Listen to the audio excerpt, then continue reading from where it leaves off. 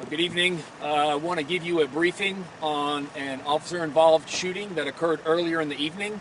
I will preface this by saying all of the information I'm going to give you tonight is based on our preliminary investigation that we've been able to do to this point, and we are in the very early stages of this investigation. This call began at 5:18 p.m. when 911 received a call of a crash in the 2900 block of Raggi, a crash of a vehicle into a home. As officers were responding to this call, 911 then received a call 3 minutes later at 5:21 at a home in the 2900 block of Raggi, where we had a caller advising that someone had broke into her home. So we had officers responding to both the crash and now to a burglary in progress, where again the victim reported someone had broken into her home. We have our first officers arrived on scene 2 minutes later, and they went to the home where the burglary was reported, and officers were able to hear a disturbance and screaming inside that residence. Officers forced entry at 5:27 p.m. into that home in an attempt to address whatever was happening, and when they entered that home, they encountered the suspect, who fired shots at the officers, and one officer returned fire at that point. The officer was not injured by the gunfire. However, he did have a minor injury, we believe, from some type of shrapnel, glass, or wood. It is unknown at this time whether or not the suspect was struck by that initial encounter with our officers.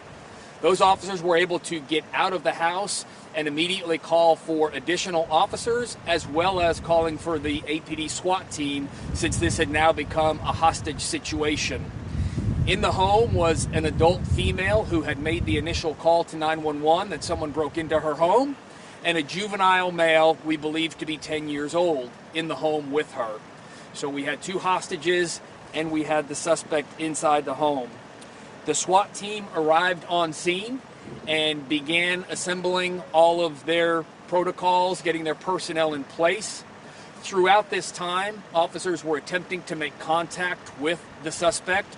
They were using the PA system, they were calling him, they were asking him to put down the weapon, they were asking him to surrender. At one point it was reported that a door was open and the officers could see the child inside, and the child was trying to wave the officers to come in the home, telling them that there was nobody in the home with him. And then ultimately the suspect ended up closing the door, so it appeared as though it was an attempt to lure the officers into the home. Again, multiple attempts made to contact the suspect. Periodically throughout this, the suspect was seen, and then he would go back into the residence. And then at 6:17, the suspect came to the door again, opened the door, and was visible to the officers outside.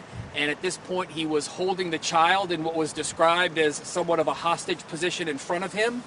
One of our SWAT officers fired on the suspect at that moment, striking the suspect. The suspect was fatally wounded by that shot, and both hostages were safely recovered and taken quickly to medical attention. So we do have the suspect in this incident, again, was pronounced deceased here on the scene. Both hostages were rescued. We have multiple investigations going on at this time. As is our standard protocol, the two officers who fired their weapons tonight will be placed on administrative leave while we do the investigation. That investigation is being conducted by the APD Internal Affairs Division with oversight from the Office of Police Oversight for violations of administrative policy to ensure that all the actions here tonight were compliant with policy. We also have a criminal investigation that is underway being conducted by the Austin Police Department Special Investigations Unit, along with members of the Travis County District Attorney's office as well.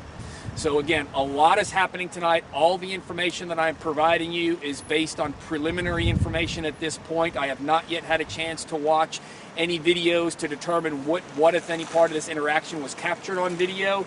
But again, this is based on that preliminary information we have at this time.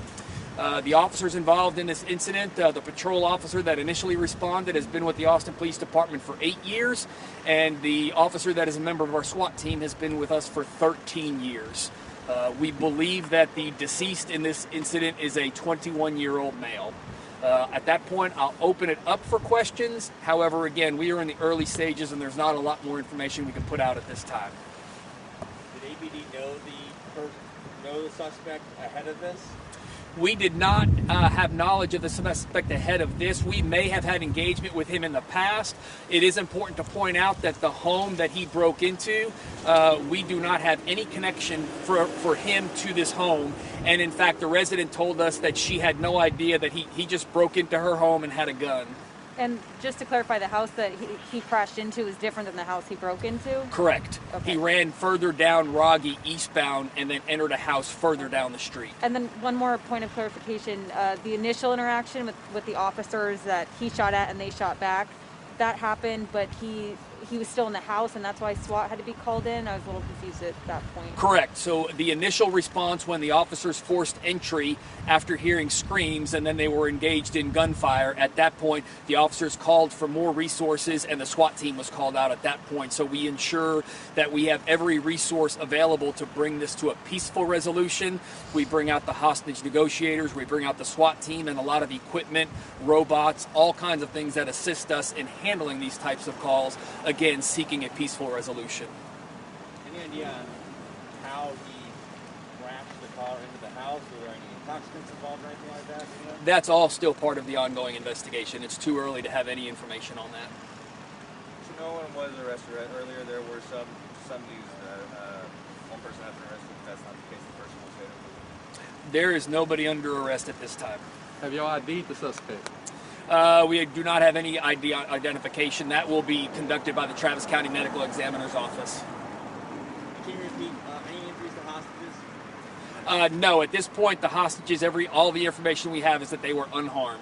And just to clarify, the officer was holding the child the suspect was holding the child when the SWAT officer shot him, correct? That's what's been reported at this time, yes. Thank you all very much. Thank you guys. Appreciate you.